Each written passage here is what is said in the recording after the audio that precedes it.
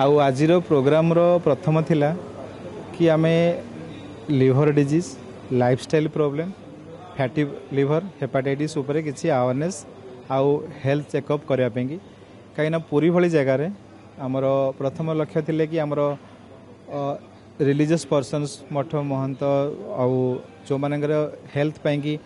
जीवाई समय नहीं से सेवार व्यस्त रहती मंदिर कर्मचारी आम केमी गोटे पाखरे world class liver related test सब कर आउ खाली लिवर नाला ता सहित लिवर रिलेटेड एसोसिएट आमर कार्डियोलॉजी डायबिटीज न्यूट्रिशन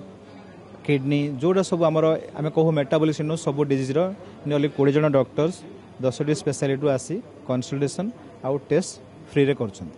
जय जगन्नाथ। आजिकल प्रायतः एमती कौन घर ना जो घर रोगी नहांती